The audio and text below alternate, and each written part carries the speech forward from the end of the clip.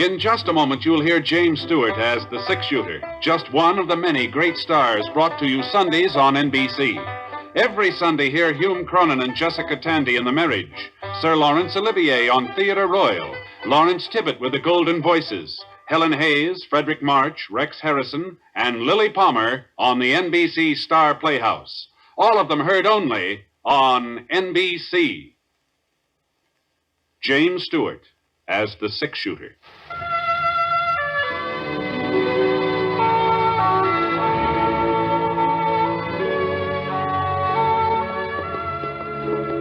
The man in the saddle is angular and long-legged. His skin is sun-dyed brown. The gun in his holster is gray steel and rainbow mother of pearl, its handle unmarked. People call them both the six-shooter. The NBC Radio Network presents James Stewart as the six-shooter, a transcribed series of radio dramas based on the life of Britt Ponset, the Texas plainsman who wandered through the Western Territories, leaving behind a trail of still-remembered legends.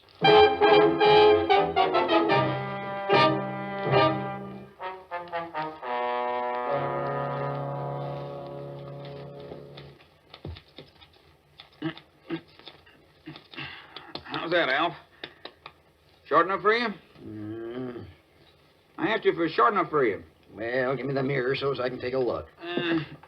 There. Well? Don't look to me like you cut it at all. Oh, now, Alf. It's still there, ain't it? Hanging down the back of my neck. Well, I figured you'd want to be in style. Fellas in just the other day, come from Kansas City. Said that's the way all the Easterners are having a haircut. Well, I ain't no Easterner, and I don't aim to be spending a quarter every week for a shave and a haircut, so start slicing it off. Okay. You need to get your head up. Oh, sorry, Breezy. I reckon I ain't feeling up to snuff today. Can't say as I blame you. I heard about the town meeting last night. Yeah. You, told him yet? I don't see why everybody's in such a rush all of a sudden. They waited 40 years. A couple more hours ain't gonna make no difference. You're, gonna do it today then, huh? Yeah, I'm gonna do it today. Poor old Gabe. Wonder how he'll take it. I'm sure glad it ain't me that has to break the news. Stop talking about it, Breezy, and finish my hair. Well, Gabe's a sensible man. He's not gonna hold it again you, Alf, seeing as how the whole town's agreed. The whole town don't know him like I do. That was here when he first come to Yellow Crest. I don't know if it wasn't for Gabe Starbuck, there wouldn't be Howdy, mister. Oh, you're next. It'll be a couple of minutes. Dodge City papers there if you'd like to read it while you're waiting. Thank you. Hi. Britt! Now, you sit still. Britt Ponset! Huh? Don't you remember me, Britt? Why, Alf Crandall? Alf? Alf Crandall? Oh, sure, I remember you. Well, what happened to your beard? Breezy here shaved it off 3 years ago. Oh, he did? Yeah. A couple of the boys paid him to do it while I was asleep in the chair. Is that so? I ain't never forgiven you for that, Breezy. You could have growed it back, Alf. Well, it wouldn't have been the same. Took me 25 years to get that stand of whiskers. Besides, once Maddie seen me without 'em, folks do say I look younger. Well, you look so young, I hardly recognize you. Well, what about you, Britt? How's the world been treating you? Oh, first rate. Just hit town. Yeah. I've been out on the Square Moon Ranch last month or so. I ran into a flock of sheep yesterday, and they gave me such a brotherly look, I decided it's high time I get a haircut. Be right pleased to take care of you, Mr. Ponset. There. That ought to be short enough, Alf. Well, feels like you got some of it off anyhow. Just let me give you a little brush. All right, there you go. Oh, thanks. Sit right down, Mr. Ponset. Well, what'll it be? Shave and a haircut? This haircut will do it. Well, you might as well have a shave, too, as long as you're here. I got the kettle on. The towels will be real hot. Why, you won't even feel the razor. No, I don't think No matter how good a man is at shaving himself, it's not the same as having a barber do it. Oh, now, you take having a horse shod. You don't do that yourself unless it's an emergency. You go to an expert.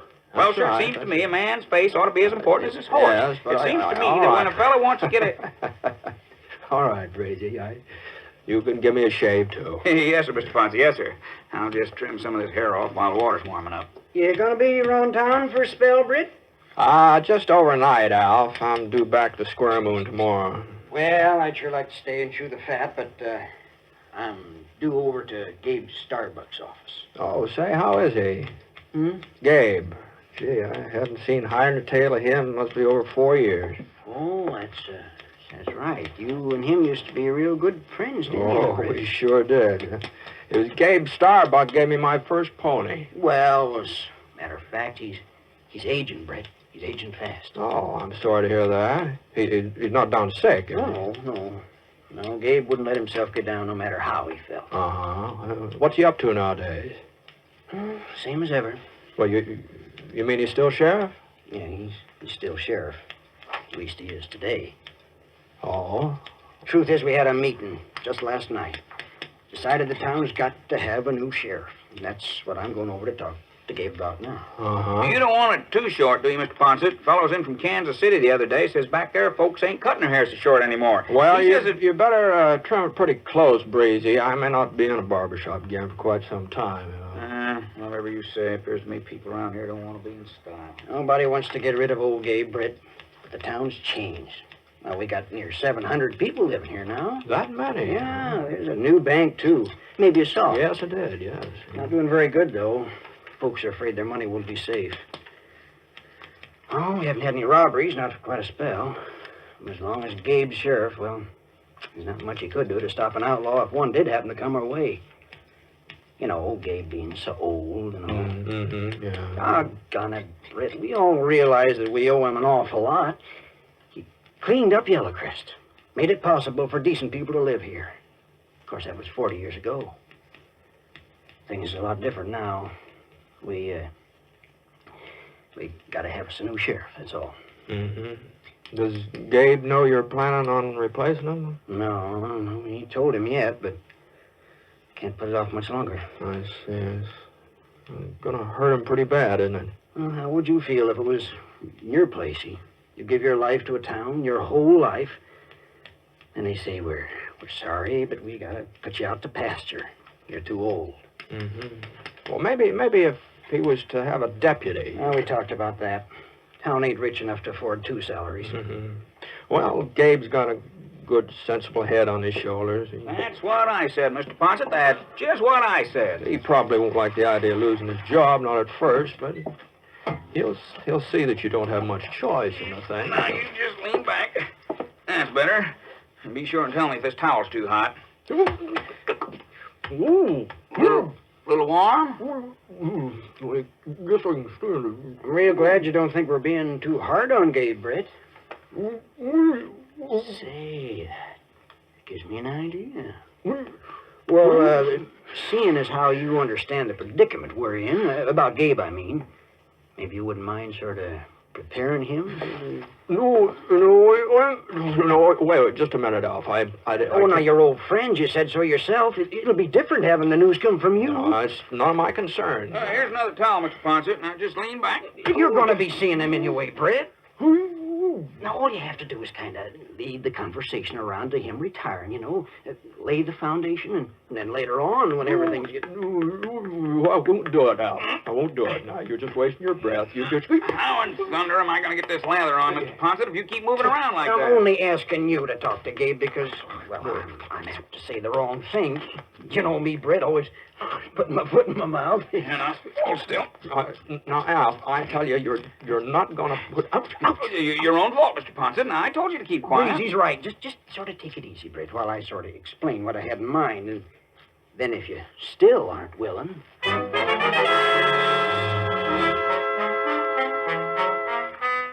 Well, between the shaving and the hot towels and Al harping at me, well, not that I agreed to tell Gabe the town was getting a new sheriff. I didn't agree to that, mind you, but all I said was that I'd sort of feel him out, see how the land was lying.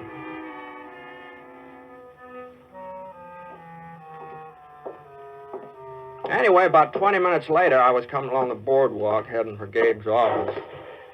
Huh. Well, it sure sounded like shooting to me. When I looked around, nobody seemed to be paying any attention. Listen to that. The fellows arguing politics over the post office steps. They didn't even stop to take a breath. And the ladies in Johnson's Mercantile, they went right on measuring yardage like they hadn't even heard it. Well, I was pretty sure where it was coming from now. I was right behind the sheriff's office. I opened the front door. No sign of Gabe. No sign of anybody, for that matter. And, then I saw him. Right through the back window. And I saw why folks hadn't been very upset about the gunfire. Gabe was having himself a little target practice out there, aiming at a tin can sitting on a pile of lumber. It had just been 4 years since I'd seen him last, but he looked good 10 years older. Smaller, too. He kind of shrunk and bent over with thin yellow gray hair and long bony arms that didn't seem to have much meat on them. Yeah, he sure wasn't having much luck hitting that tin can either. Hello, Gabe. Who? No, it's Britt Ponset. Britt. Well, I'll be doggone. Well, it's sure good to see you. Yeah, for a second there, I didn't recognize you. The sun got my eyes. It blinded me, the sun. Sure. How are you, Gabe? Well, never better. Never felt better in my life. Glad to hear it. Well, I was just doing a little shooting. Yeah, I saw you. Well, not that I need any practice, you understand, Britt. But I was worried about one of my guns. I think it throws a little to the left. I say. Yeah, that's why I missed my last shot. I guess you saw me miss it. Oh, well, a man can't hit anything if his gun's not working. Yeah. Well, let's go inside where we can sit down and have us a talk. Fine. Yeah. Well, you're looking good, Britt. Real good. Oh, well, a little older, maybe. Well, I guess that happens to all of us, doesn't it? Oh, I don't know. Man's only as old as he feels. Uh-huh. Yeah. Just take that chair, Britt, over there. Oh, thanks. Yeah. I'll sit by the window here, where I can keep an eye out on the street. Yeah, I was kind of surprised to hear that you're still sheriff, Gabe. Don't see why it should have surprised you. Well, you must be getting along, Gabe. Well, I'm 64, Britt. 64 this spring. Now, Gabe. Well, might be 65. The family never kept no records. But I ain't no older than that. No. Don't look no older. No. Do I? Oh, no. No. Huh. You still living alone? Well, of course I'm still living alone. You think I need a keeper or something? Oh, no, I was just wondering if you ever got a hold of that ranch you used to talk about, that's all. You remember? Ranch? Yeah, don't you remember that? When I was a kid, you always said someday you're going to have a ranch. After you'd retired from being sheriff, of course. Oh, I still aim to do it. When the time comes. Of course, there ain't no sense in thinking about it now. Oh? No. Yellow Crest is growing, Britt. Growing fast. That's when the town needs law and order the most. When it's busting its britches. And seeing as how I'm the only experienced lawman in these parts, well, it's my duty to stay on the job. I owe it to the folks here. Why, if I was even to think about retiring, well, they just wouldn't know what to do. They'd be plumb helpless. Well, I ain't got no choice, Britt. You know how it is. Sure, Gabe. I know.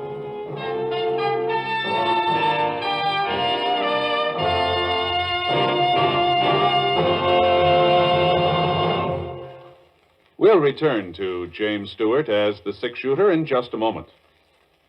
The winter brings extra hazards to the motorist and the pedestrian.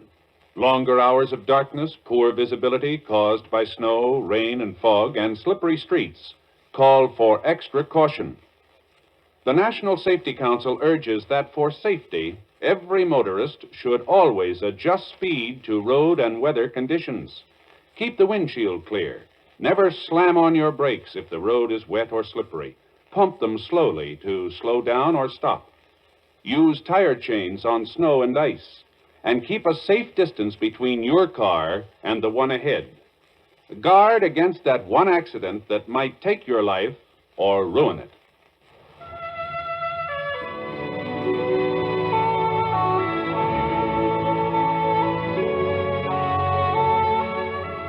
Now, Act 2. of The Six Shooter, starring James Stewart as Britt Ponset.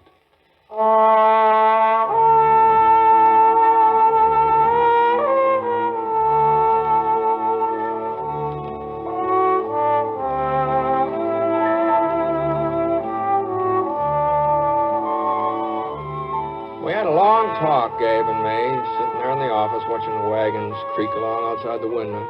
I guess we about covered everything. Folks we'd known, old times. The only thing we didn't discuss was Gabe's retiring from sheriff. Anyhow, after I left him, I had supper and took a little stroll. Oh, it must have been about 9 o'clock when I got settled down for the night in my room in the Parker Hotel. The bed was real comfortable, a lot softer than those bunks out at Square Moon Ranch. Maybe that's why I had so much trouble dropping off to sleep. Yeah? Yeah, who is it? Al Crandall. You asleep, Britt? Oh, no. Come on in, Al. Oh, come on in. I'll just get this lamp turned over here. There we are. I didn't mean to wake you. Ned Parker told me you only turned in a few minutes ago. Yeah, I'll pull up a chair. Yeah, thanks. You know, I was looking for you this evening after supper. Well, I went for a walk. Oh? You were right, Alf. Yellow Crest sure has changed. That's a fine new church going up there by the creek. Yeah. Well, what I wanted to find out, Bit, was whether you talked Lots to of new Gabe buildings over south, too. Mighty fancy houses. Some of them look like they're going to be 2 stories high Brett. over there. Yeah? How'd he take it? Why, how did he take what? Oh, you mean Gabe? Well, who else would I mean? Well? Well, I didn't tell him, Alf. I told you I couldn't do it. I just couldn't do it. I don't blame you, Britt. I shouldn't have asked you in the first place. It was my job. I did kind of hint around once or twice, but I could see what it did to him. Just the idea of not being sheriff anymore. It's all he's got, Alf. He doesn't have a family and kids to worry about. Gabe's the sheriff of Yellow Crest, and if he ever stops being the sheriff, he won't be anything. I know, Britt. I know, but what can we... What's that? The alarm bell. Must be a fire, I reckon. There's Mark Fawcett running down the street there. He'll know. Doggone his window. Stuck tighter. There. Mark! Mark, up here, Mark! What are they ringing the bell for? Somebody robbed the bank. The bank? We're meeting over at the sheriff's office. Well, I guess it was bound to happen sooner or later, Britt. Yeah. Hand me my pants, will you?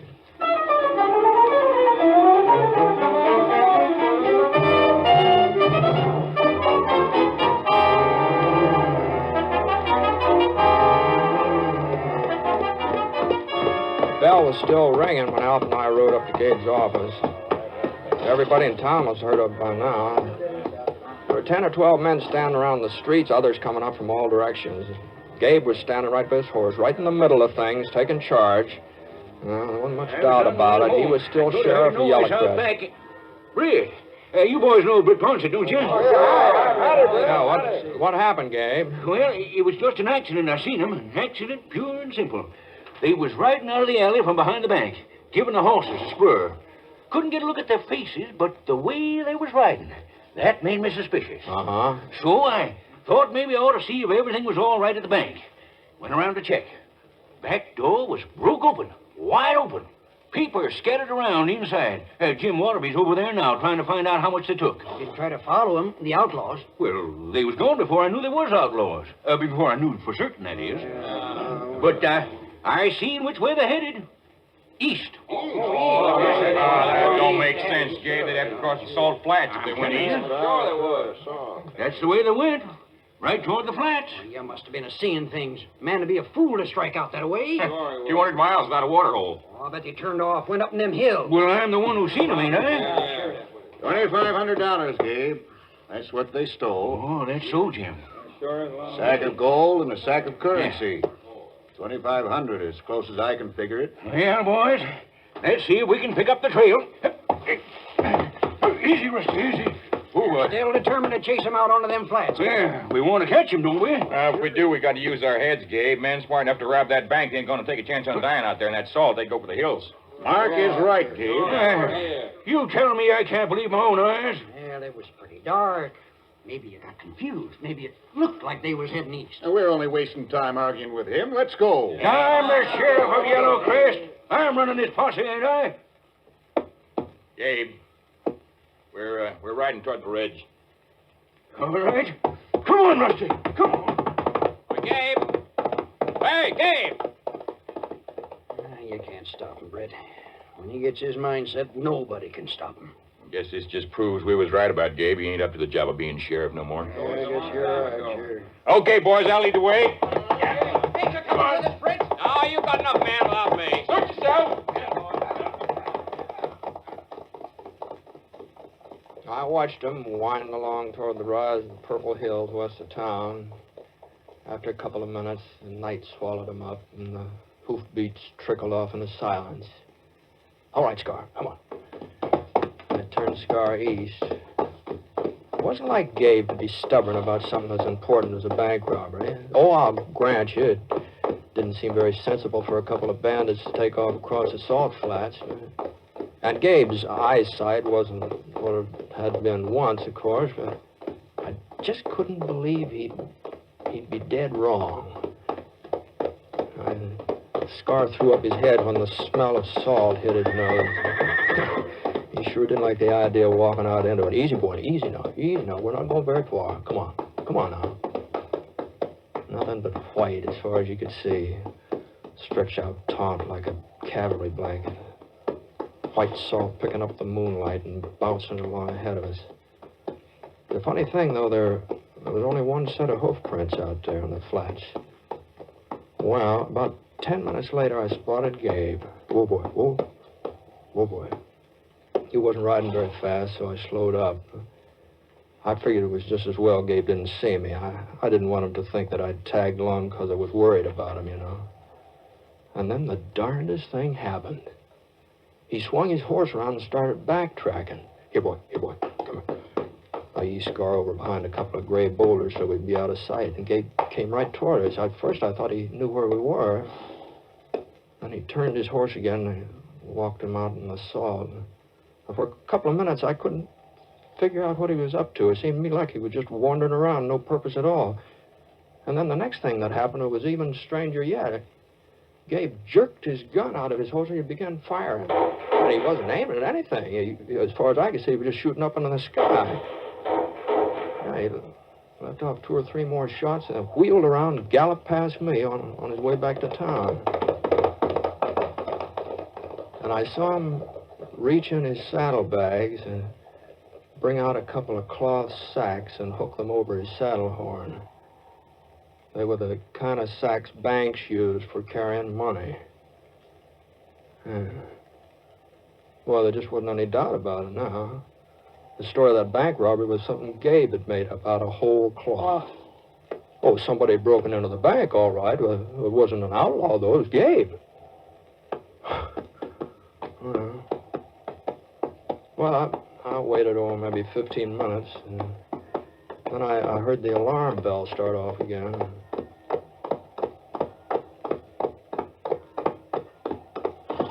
The posse would pull up in front of Gabe's office. Bell must have brought him out of the hills. Gabe was handing the cloth sacks to Jim Waterby.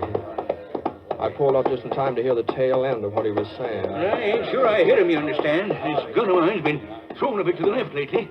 But when I started shooting, they dropped these here bags and went galloping off.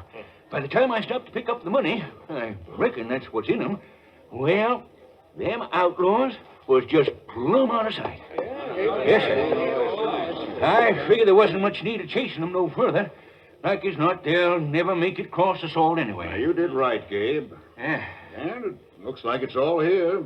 Every cent. Hey, Britt, you hear what happened? Gabe caught up with the bandits, shot it out with them, and brung back what they stole. Did he? Yeah.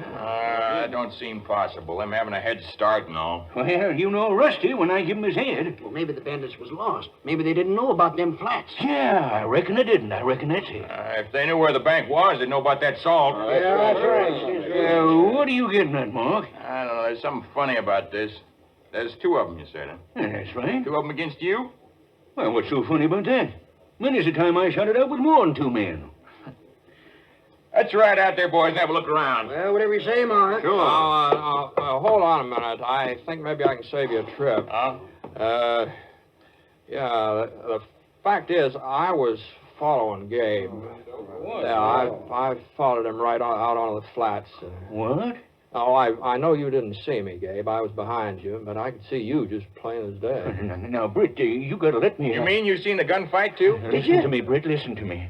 Was he telling the truth, Britt? Yeah, that's right, was it? Well, I'll tell you one thing. I never saw a fight like that before, not in my whole life. Britt. What about the bandits, Britt? You get a chance to recognize them? No, I'm afraid I didn't. You didn't stick around, eh?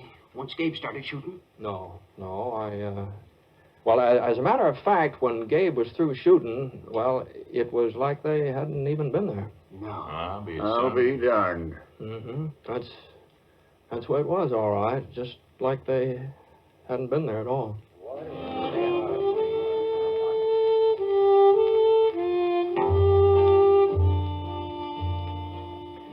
I don't know how Gabe had found out that the town was talking about having a new sheriff. I guess he sort of sensed it, the way folks have been acting. Of course, after this hold-up, well, they figured out maybe they could afford giving him a deputy. Jim Waterby, that's the banker. He put up part of the money, and then they didn't have much trouble raising the rest. I had a little talk with Gabe just before I left town. We didn't mention that night out on the flats, neither one of us. But he did give me his word that the next time there's any trouble, well, he'd let his deputy do a good share of the taking care of it. But the way things worked out, though, there haven't been any more robberies in Yellow Crest. Not one single solitary robbery. They say it's because of Sheriff Gabe. Outlaws just don't want to tangle with him. They all must have heard about what happened that time a couple of them tried to hold up the Yellow Crest bank.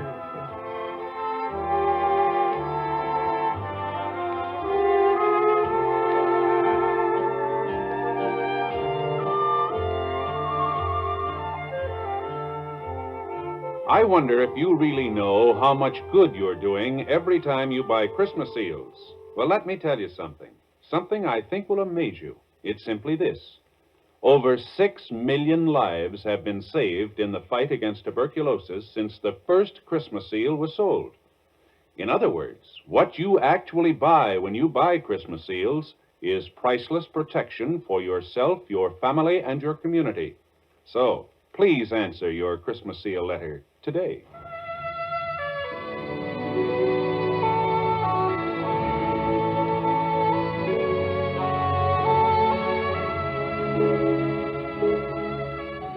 The Six Shooter is an NBC Radio Network production in association with Review Productions. It is based on a character created by Frank Burt, and the transcribed story is written by him. Mr. Stewart may currently be seen in the Universal International picture, The Glenn Miller Story. Others in the cast were Herb Vigran, John Stevenson, Lamont Johnson, Dal McKinnon, and Old Gabe was played by Bill Johnstone. Special music for this program was by Basil Adlam, and the entire production is under the direction of Jack Johnstone. All characters and incidents were fictitious, and any resemblance to actual characters or incidents is purely coincidental. And now, from all of us who each week bring you the Six Shooter, a special salute to NBC-affiliated station WGBF, Evansville, Indiana, on the occasion of their 30th anniversary. Happy anniversary, WGBF, and best wishes to all of your listeners. This is Hal Gibney speaking.